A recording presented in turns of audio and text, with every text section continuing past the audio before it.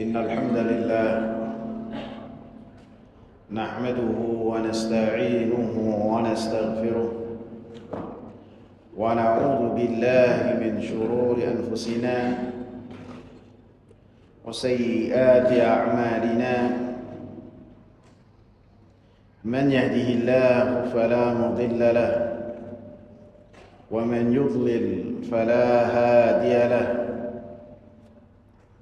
أشهد أن لا إله إلا الله وأشهد أن محمدا عبده ورسوله اللهم صل وسلم وبارك على نبينا محمد وعلى آله وصحبه ومن اتبع بهداه إلى يوم القيامة وبعد. Hadirin jamaah sekalian yang saya muliakan, pada pertemuan yang lalu kita membahas yang berkaitan dengan puasa di bulan Ramadan, yang berkaitan dengan rukun Islam yang ketiga. Maka pada pertemuan yang lalu, 2 pekan sebelumnya, kita membahas beberapa hal yang harus kita perhatikan ketika kita bertemu dengan bulan Sya'ban, bulan yang diapit dengan 2 bulan yang memiliki keutamaan, bulan Rajab dan bulan Ramadan. Di antara hal yang senantiasa diperhatikan oleh Rasulullah SAW ketika bertemu dengan bulan Sya'ban adalah beliau memperbanyak puasa. Ada banyak hadis yang menyebutkan tentang bagaimana Rasulullah SAW banyak berpuasa di bulan Sya'ban. Baik itu hadis dari sahabat yang mulia Usamah bin Zaid radhiyallahu anhuma, dari sahabat yang mulia Anas bin Malik radhiyallahu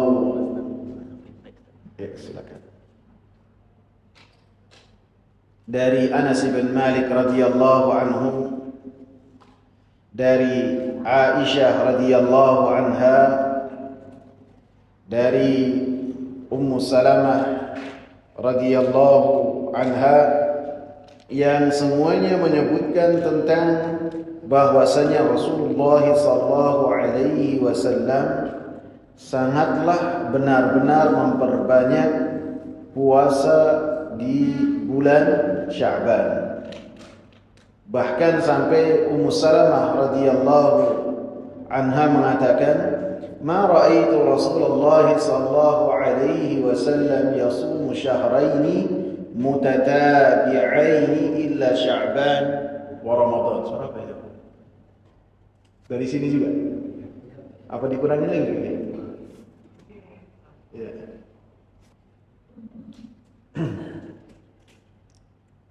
Saya tidak pernah, kata Ummu Salamah radhiyallahu anha, melihat Rasulullah SAW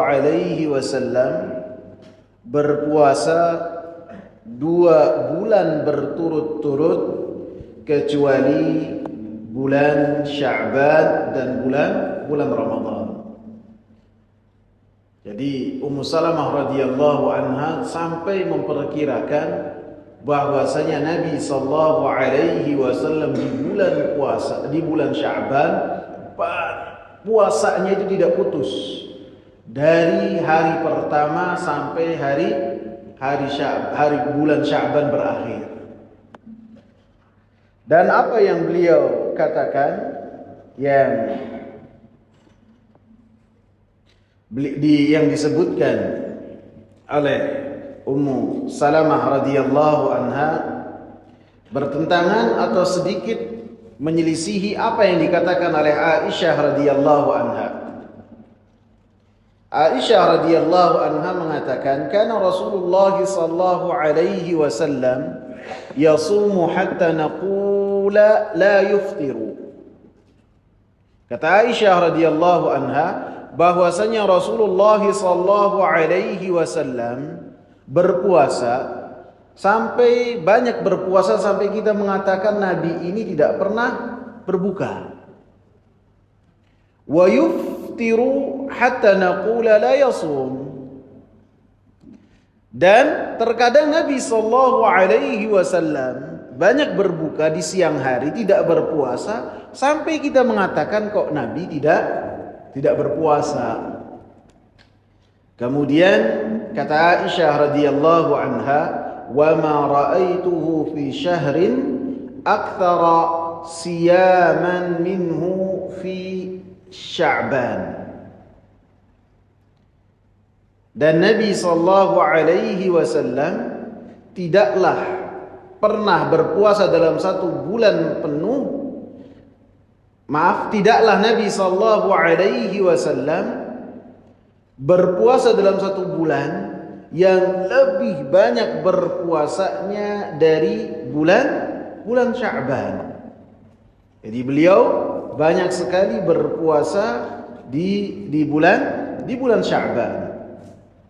Dalam hadis yang lain yang saya katakan berlawanan dengan apa yang dikatakan oleh Ummu Salamah radhiyallahu anha, bahwasanya Aisyah radhiyallahu anha mengatakan, "Lam yastakmil sallallahu alaihi wasallam siyama syahrin ghair Ramadan." Bahwasanya enggak tercantum dalam hadis ini, tapi saya kelewat bacaannya, ikhwan. Saya ulang lagi ya. Boleh saya ulang lagi? Iya. Jadi seharusnya kebaca dalam hadis ini kelewat. Saya ulang dari pertama. Kata Aisyah radhiyallahu anha, "Kana Rasulullah sallallahu alaihi wasallam yasumu hatta naqula la yuftir." Bahwasanya Rasulullah sallallahu alaihi wasallam berpuasa sampai kami mengatakan Nabi tidak pernah berbuka. Wa yuftiru hatta naqula la yasum. Dan beliau pun banyak berbuka terkadang sampai kita mengatakan Nabi tidak berpuasa. Wa ma raaitu Rasulullah sallallahu alaihi wasallam istakmala siyama syahrin qattu illa syahr Ramadan. Nabi sallallahu alaihi wasallam, kata Aisyah, tidak pernah berpuasa dalam satu bulan penuh kecuali di bulan Ramadan. Kata Aisyah radhiyallahu anha. Sehingga apa yang disebutkan oleh Aisyah radhiyallahu anha sedikit menyelisihi apa yang telah disebutkan oleh Ummu Salamah radhiyallahu anha. Kata Ummu Salamah, Nabi sallallahu alaihi wasallam dalam 2 bulan tersebut menyambung puasanya. Dan kata Aisyah radhiyallahu anha, Nabi sallallahu alaihi wasallam tidak pernah 1 bulan penuh berpuasa kecuali di bulan Ramadan.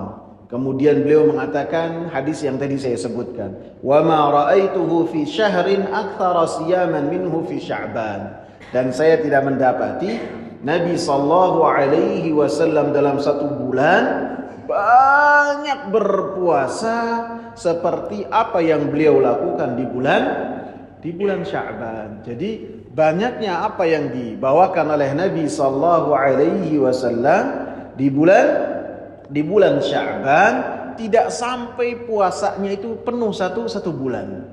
Ketika Ummu Salamah radhiyallahu anha mengatakan Nabi sallallahu alaihi wasallam penuh puasa 1 bulan, menunjukkan bahwasanya Nabi sallallahu alaihi wasallam di hari-hari di bulan Sya'ban banyak berpuasa sampai Ummu Salamah radhiyallahu anha mengira bahwasanya Nabi sallallahu alaihi wasallam berpuasa 1 bulan penuh.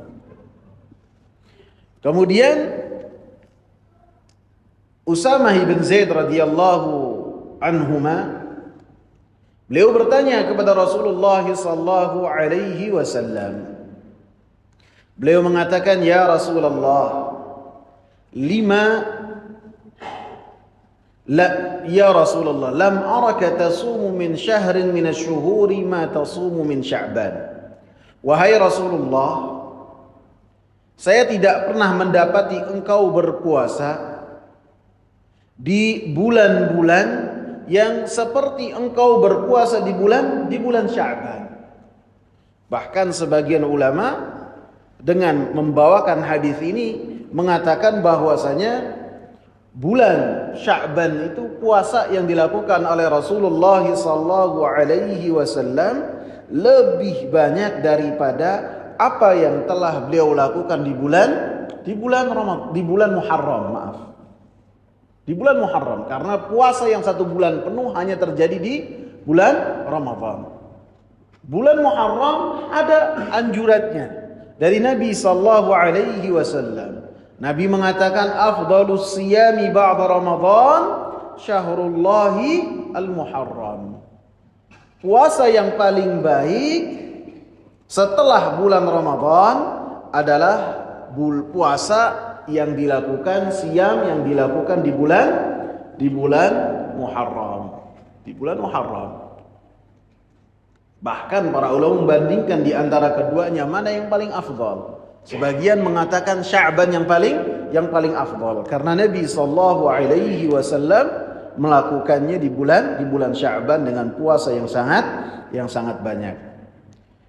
Kemudian jawaban Nabi sallallahu alaihi wasallam, "Dzaka syahrun taghfulun nasu fihi anhu baina Rajab wa Ramadan." Kata Rasulullah sallallahu alaihi wasallam, di bulan Sya'ban adalah bulan yang manusia itu lalai dari Allah Subhanahu wa taala di bulan tersebut. Lalai karena di bulan Sya'ban, bulan yang dijepit dengan 2 bulan yang memiliki keutamaan. Bulan Rajab, bulan yang dimasukkan oleh Allah Subhanahu wa taala dan dipilih oleh Allah Subhanahu wa taala sebagai bulan haram. Dan setelahnya, setelah bulan Sya'ban, bulan Ramadan. Bulan yang penuh kebaikan, penuh keberkahan. Sehingga terkadang ketika manusia sampai di bulan Sya'ban, mereka telah lelah di bulan Rajab dengan amal-amal saleh. Kemudian di bulan Ramadan mereka pun mempersiapkan diri untuk bertemu dengan bulan Ramadan.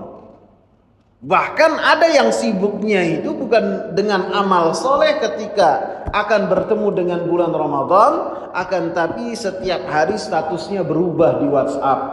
13 hari lagi, 17 hari lagi, 18 hari lagi. Padahal ketika kita bertemu dengan bulan Sya'ban, yang paling baik bukan dengan menghitung-hitung, bukan, akan tapi dengan apa? Dengan kita banyak beribadah kepada Allah Subhanahu wa taala, di antaranya dengan berpuasa. Dengan berpuasa. Kemudian Rasulullah sallallahu alaihi wasallam katakan, kemudian sebelum saya masuk ke dalam hadis yang berikutnya, sambungan hadisnya, di potongan hadis ini menunjukkan bahwasanya ketika seseorang beramal saleh di saat-saat ataupun di waktu-waktu yang ketika manusia itu lalai dari beribadah kepada Allah Subhanahu wa taala, maka di dalamnya memiliki kedudukan yang sangat tinggi di sisi Allah Subhanahu wa taala. Jadi ketika manusia di satu waktu, di satu tempat, di satu saat ketika manusia biasanya itu lalai untuk beribadah kepada Allah Subhanahu wa taala, kemudian ada orang-orang yang menghidupkan saat tersebut dengan beribadah kepada Allah, dengan zikir kepada Allah, dengan apa-apa yang telah diperintahkan oleh Allah Subhanahu wa taala, maka orang tersebut mendapatkan keutamaannya yang besar karena beribadah kepada Allah di saat dia lalai, di saat manusia yang lain lalai untuk beribadah kepada Allah Subhanahu wa taala. Banyak contohnya. Beribadah di sepertiga malam terakhir, di tengah malam berkhalwat dengan Allah Subhanahu wa taala. Ketika manusia yang lain lelap dengan tidurnya, alarmnya bunyi, kemudian ia matiin lagi dengan mengatakan masih ada 1,5 jam lagi. Lalai. Maka ketika ada sebagian orang yang berkhalwat dengan Allah, bermunajat kepada Allah Subhanahu wa taala, maka itu da'bus salihin. Kebiasaan dari orang-orang saleh. Yang Rasulullah sallallahu alaihi wasallam katakan, ya ayuhan nas, afsus salam wa at'imut ta'am wa sallu bil laili wan nasu niyam tadkhulul jannata bisalam. Rawahu Muslim an Abdullah ibn Salam. Kenapa anak ketawa? Belakangnya mim semua. Ya ayuhan nas, afsus salam, tebarkan salam, mim semua. Tebarkan salam. Kemudian wa at'imut ta'am, bagikan makan. Kemudian lakukanlah salat di tengah malam atau di sepertiga malam terakhir, sedangkan manusia dalam keadaan niam, tidur, mim lagi. Tadkhulul jannata bisalam, maka kalian akan masuk surga dengan keselamatan. Hadisnya dikeluarkan oleh Al-Imam Muslim, mim lagi. Bersumber dari sahabat Abdullah ibn Salam. Abdullah ibn Salam, belakangnya mim lagi. Semuanya hadisnya ditutup dengan mim. Begitu juga terkadang ada amalan yang ringan, akan tetapi menjadi amalan yang berat di sisi Allah Subhanahu wa taala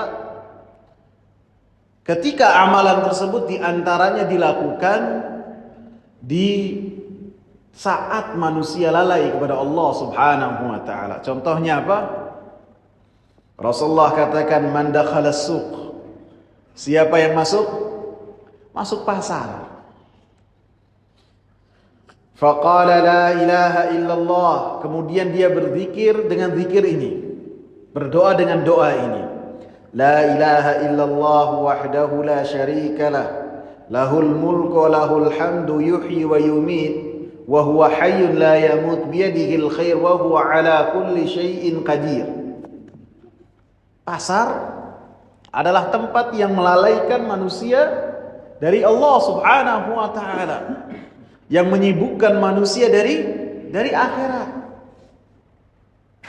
Yang dikatakan oleh Rasulullah sallallahu alaihi wasallam, abghadul biladi ila Allah aswaquha, tempat yang paling dimurkai oleh Allah Subhanahu wa taala di muka bumi ya pasar. Ya pasar, karena kebanyakan orang masuk kemudian lalai dari Allah Subhanahu wa taala, tidak memperhatikan hukum-hukum yang telah Allah Subhanahu wa taala sebutkan. Yang penting dia mendapatkan untung. Sehingga tempat tersebut tempat yang dimurkai oleh Allah. Akan tapi bukan menjadi tempat yang haram, tidak. Para ulama sebagian besar di antara mereka berdagang di pasar. Seperti siapa? Seperti Al-Imam Abu Hanifah, beliau pedagang kain di pasar. Begitu juga Al-Imam Muslim, beliau pedagang kain di pasar. Di sini banyak yang pedagang kain. Maka ketika sebagian orang masuk ke tempat tersebut, kemudian terkadang bawa mobil sudah mencari tempat parkir, sibuk.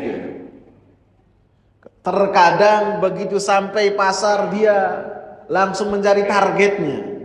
Maka di saat-saat tersebut, saat yang lalai dari berzikir kepada Allah, maka siapa yang ketika masuk menyebutkan doa masuk pasar ini, apa ganjarannya? Ringan ini. Maksudnya apa yang ia lakukan ringan. Tidak sampai 1 menit, mungkin 10 detik selesai. Apa ganjarannya? Kata Rasulullah sallallahu alaihi wasallam, kataballahu lahu alfi hasanah. Maka Allah subhanahu wa ta'ala akan catat untuknya 1 juta kebaikan. Allahu akbar. Wa maha anhu alfi sayyi'atin. Maka Allah subhanahu wa ta'ala akan hapus darinya 1 juta kejelekan. Allahu akbar. Tentu kejelekan-kejelekan yang kecil, karena dosa-dosa besar membutuhkan dari seorang hamba untuk dia bertobat langsung kepada Allah subhanahu wa ta'ala. Wa rafa'a lahu alfi darajatin.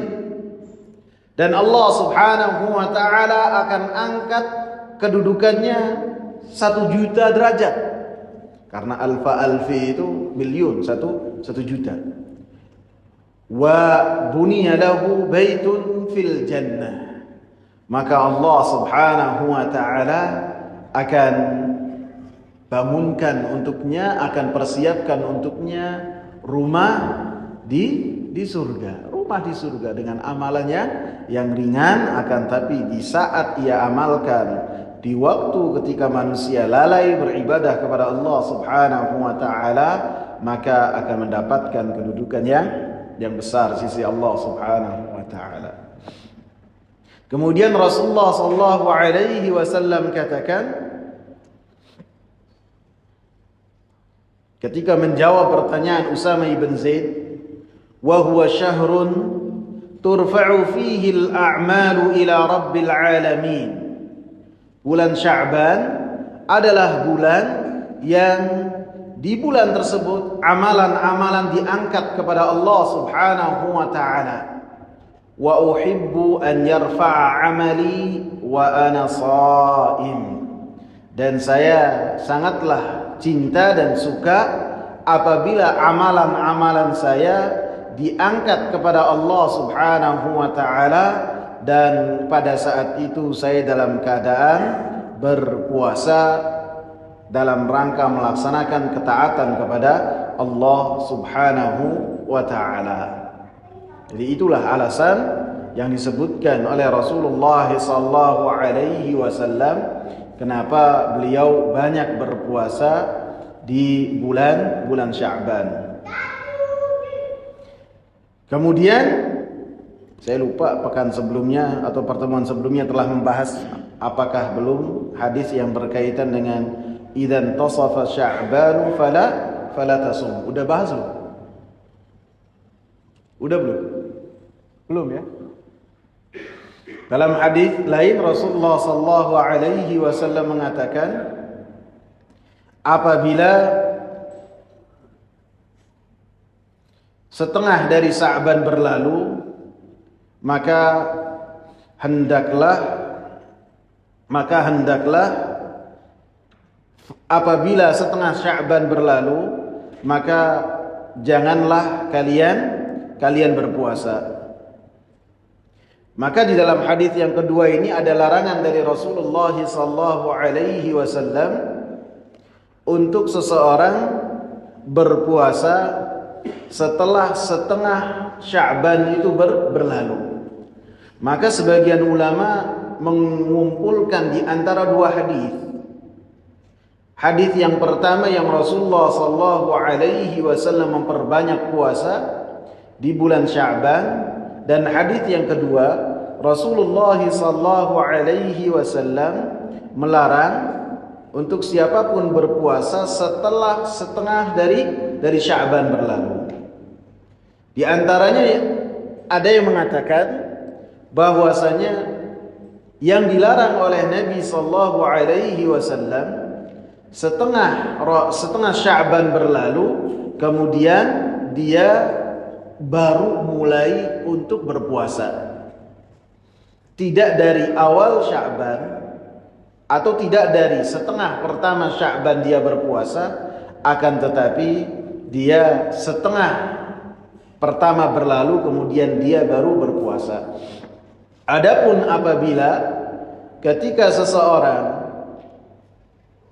telah memulai berpuasa dari awal Sya'ban ataupun awal-awal Sya'ban kemudian bertemu dengan pertengahan Sya'ban, maka tidak dilarang untuk dia melakukan puasa pada tanggal 17 dan berikutnya.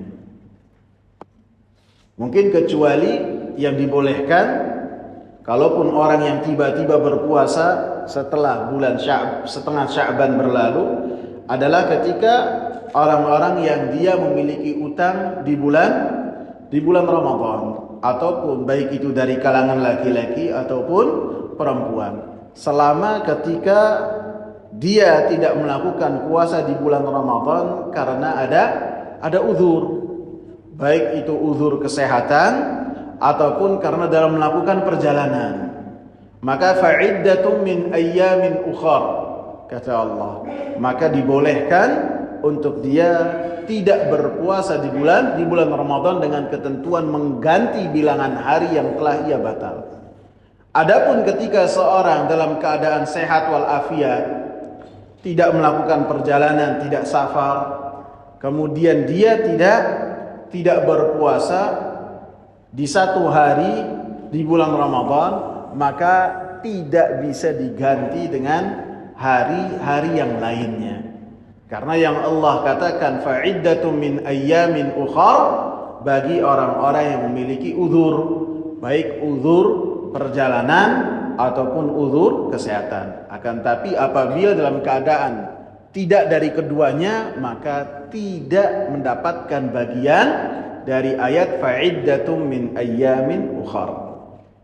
Begitu juga bagi perempuan yang sebelumnya dia mungkin datang bulan, maka apabila di bulan Sya'ban yang tersisa itu 7 hari, misalnya dia memiliki hutang 7 hari, kemudian tersisa 7 hari, maka di 7 hari tersebut dia berpuasa.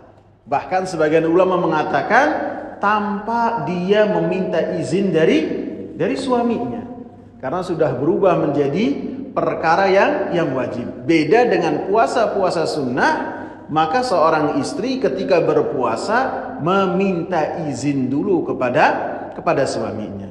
Akan tetapi ketika melakukan qadha dan qadhanya itu berubah menjadi waktu yang sangat sempit sekali, maka meminta izin tersebut sudah menjadi hilang. Langsung dia berpuasa dalam rangka membayar apa yang telah ia lakukan di bulan Ramadan. Kemudian yang berkaitan dengan keutamaan bulan Sya'ban, diantaranya dari hadis Muadz bin Jabal radhiyallahu anhu dari Nabi sallallahu alaihi wasallam. Nabi sallallahu alaihi wasallam mengatakan, yattali'u Allahu ila jami'i khalqihi lailatan nisfi min Sya'ban fayaghfiru li jami'i khalqihi illa li musyrikin aw musyahinin.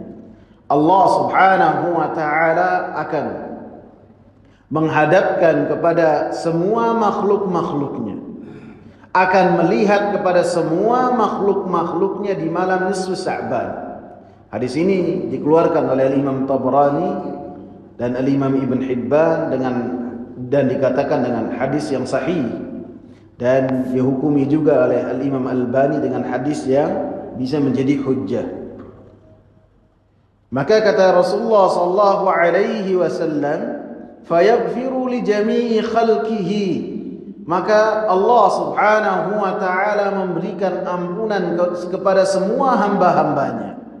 Semua hamba-hambanya di malam tersebut akan mendapatkan ampunan dari Allah subhanahu wa ta'ala, dikecualikan 2 orang, illa li musyrikin aw musyahinin, kecuali orang yang melakukan kesyirikan kepada Allah subhanahu wa ta'ala dan orang yang di dalam hatinya ataupun ia memiliki pertikaian dengan saudaranya, baik saudara sekandung ataupun saudara seiman. Ketika memiliki pertikaian, di hari tersebut, di malam tersebut, maka dia tidak mendapatkan keutamaan dari mendapatkan ampunan dari Allah Subhanahu wa taala di malam tersebut.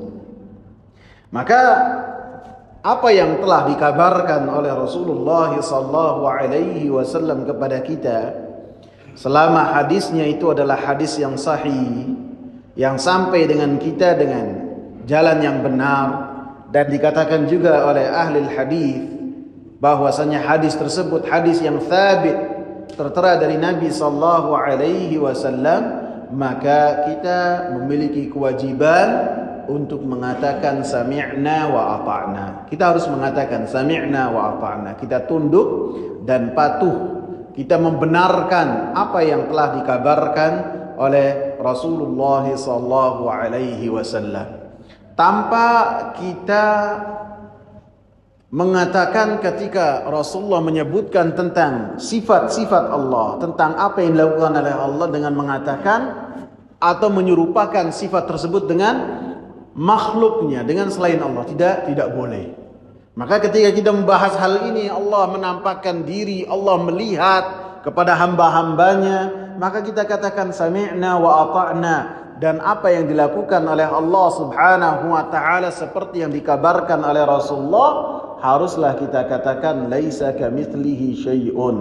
Tidak ada yang serupa dengan Allah Subhanahu wa taala sedikit pun.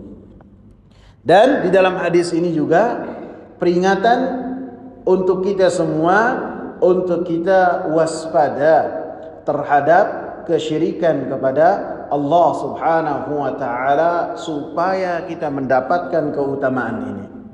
Orang yang mendapatkan keutamaan yang berkaitan dengan malam nisfu Sya'ban adalah mereka-mereka yang senantiasa berupaya untuk menjaga dirinya tidak melakukan kesyirikan kepada Allah Subhanahu wa taala.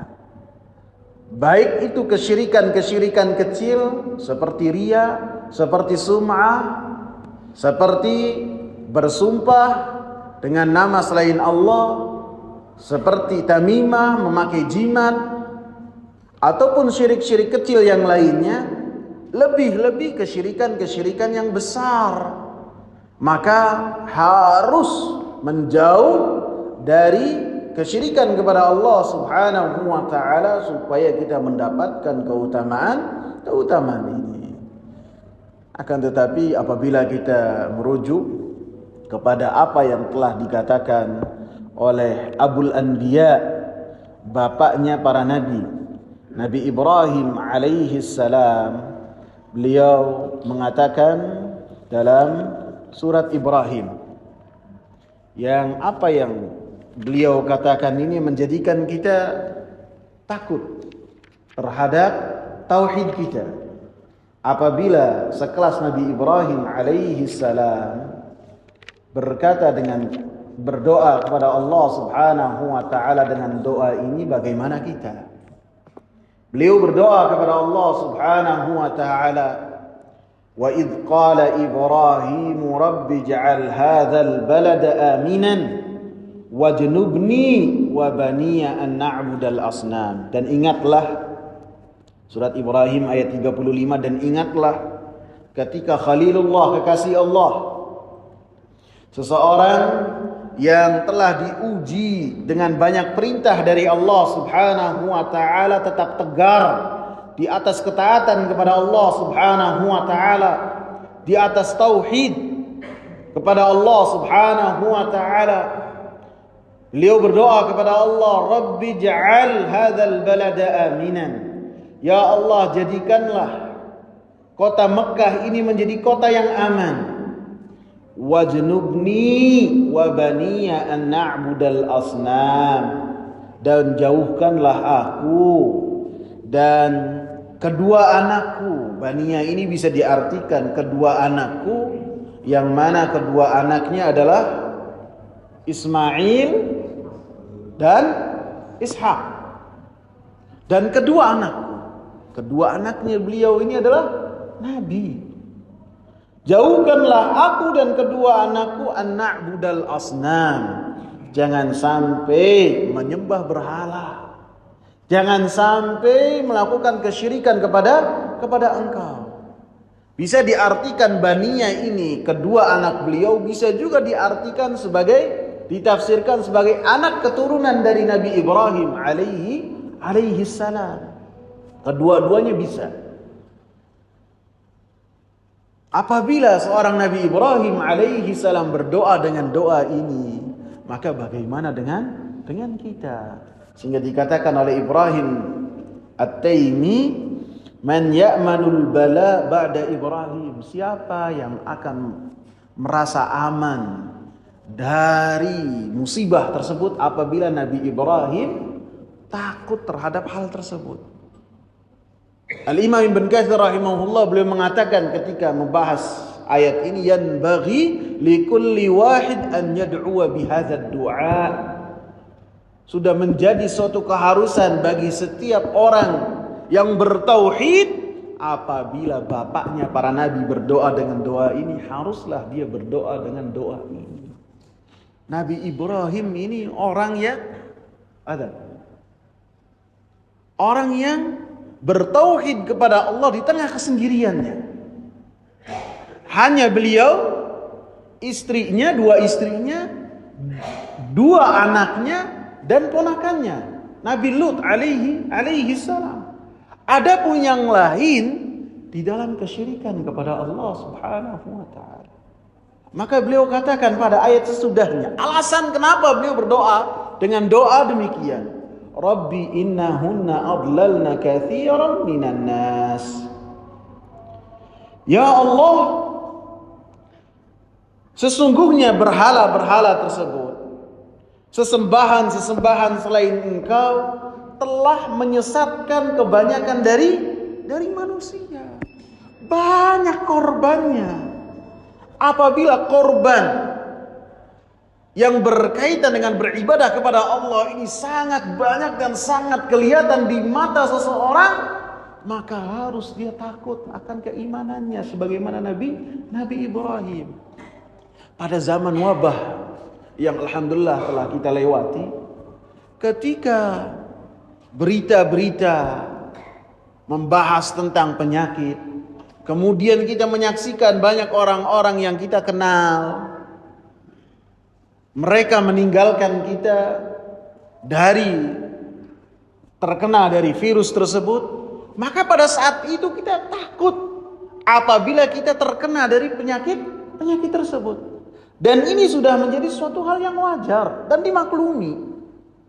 Ketika wabah penyakit menyebar, ketika ada hal-hal yang kita lihat manusia terkena di dalamnya dengan suatu hal yang banyak yang mereka lakukan, maka berdoa kepada Allah supaya selamat dari hal tersebut. Maka dari apa yang telah dipanjatkan oleh Nabi Ibrahim alaihi salam menjadikan perhatian buat kita bahwasanya perkara kesyirikan adalah perkara yang besar, yang tidak bisa dipandang sebelah mata. Karena yang berdoa dengan doa demikian adalah orang yang telah dipuji oleh Allah Subhanahu wa taala sebagai ummatan qanitan lillahi hanifan wa lam yakun minal musyrikin. Seorang yang di tengah kesendiriannya Allah Subhanahu wa taala katakan dia sebagai ummah, sebagai qanitan, orang yang senantiasa takut kepada Allah Subhanahu wa taala. Orang yang Allah katakan hanifan, yang senantiasa condong untuk bertauhid kepada Allah Subhanahu wa taala. Dan Allah tekankan lagi walam yakun minal musyrikin, dan dia bukanlah termasuk dari orang-orang yang melakukan kesyirikan.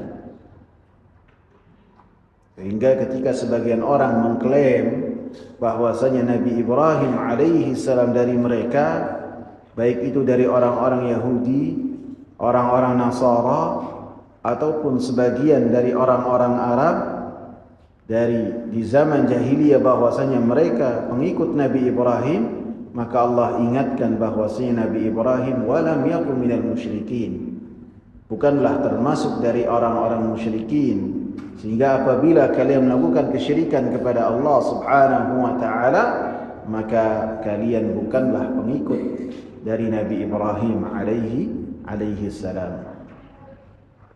Dan Nabi sallallahu alaihi wasallam pun mengingatkan kepada para sahabat. Beliau mengatakan, akhwafu ma akhafu alaikum asyirkul asghar. Akhwafu ma akhafu alaikum asyirkul asghar.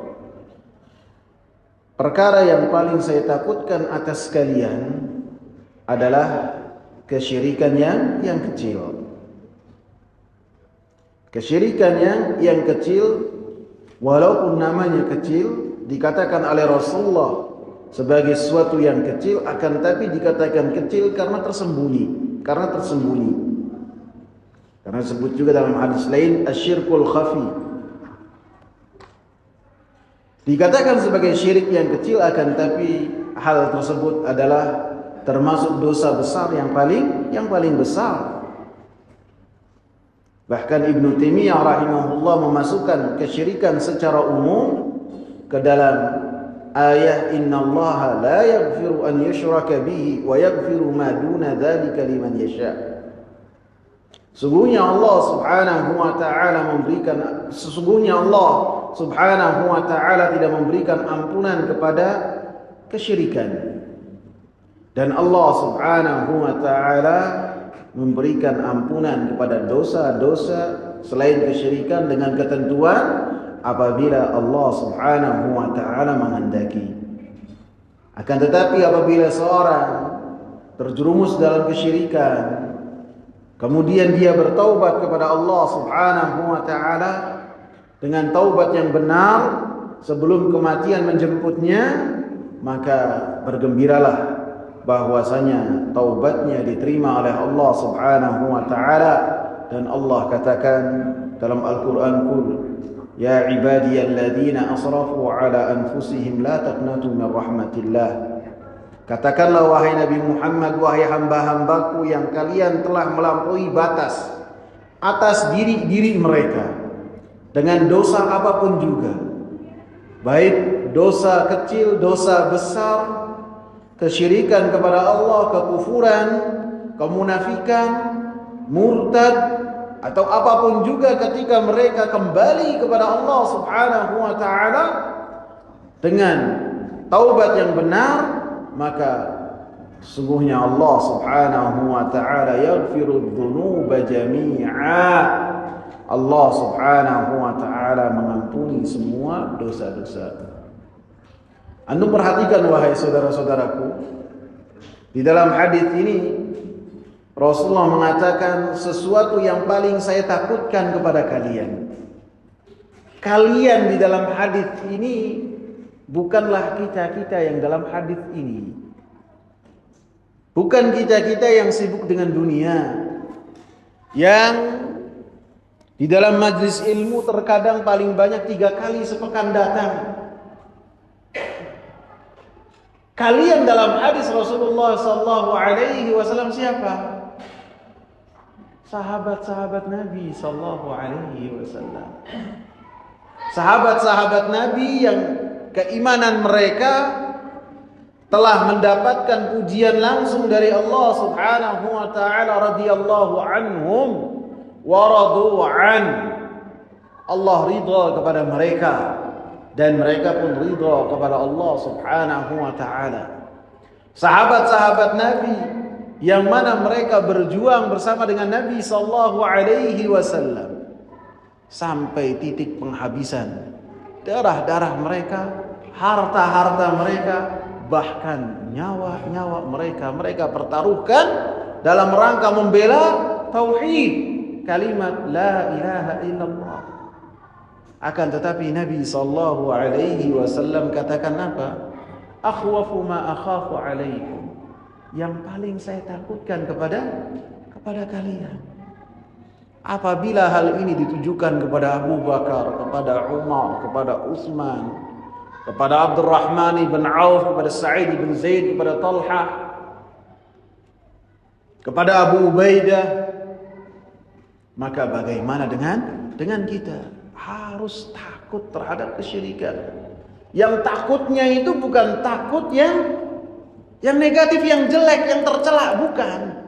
Takutnya itu menjadikan kita belajar, menghadiri majlis-majlis ilmu yang membahas tentang tauhid, sehingga kita mengetahui tentang tauhid dengan pengetahuan yang benar, dan takut terhadap kesyirikan dengan takut yang terpuji, yang kemudian setelahnya buktinya adalah pengagungan diri kita kepada Allah Subhanahu wa taala, mengagungkan perintah-perintah Allah dan menganggap besar larangan-larangan Allah Subhanahu wa taala. Maka para sahabat ridwanullahi alaihim bertanya kepada Rasulullah sallallahu alaihi wasallam tentang hal tersebut. Apakah yang dikategorikan oleh Rasulullah sallallahu alaihi wasallam sebagai syirik yang kecil? Maka para sahabat Rasulullah mengatakan ar-riya. Hal tersebut adalah riya. Ketika seseorang beramal, amalannya karena Allah Subhanahu wa taala, amalannya sesuai dengan apa yang telah dicontohkan oleh Rasulullah sallallahu alaihi wasallam. Kemudian ketika merasakan pandangan-pandangan manusia terhadap dirinya ketika beribadah kepada Allah Subhanahu wa taala, ia perbaiki kualitas ibadahnya dari biasanya lebih. Maka itulah riya, ibadahnya kepada Allah. Ketika beribadah sesuai dengan apa yang telah dicontohkan oleh Rasulullah sallallahu alaihi wasallam. Maka ketika memperbaiki kualitas ibadahnya bukan karena Allah, akan tapi karena pandangan-pandangan manusia, maka pada saat itulah terjerumus di dalam kesyirikan kepada Allah Subhanahu wa taala. Kemudian disebutkan dalam hadis Muadz bin Jabal yang berkaitan dengan keutamaan nisfu Sa'ban, bahwasanya yang mendapatkan habis ya. Semoga bermanfaat. Subhanakallahumma bihamdika asyhadu an la ilaha illa anta astaghfiruka wa atubu ilaik. Assalamualaikum warahmatullahi wabarakatuh.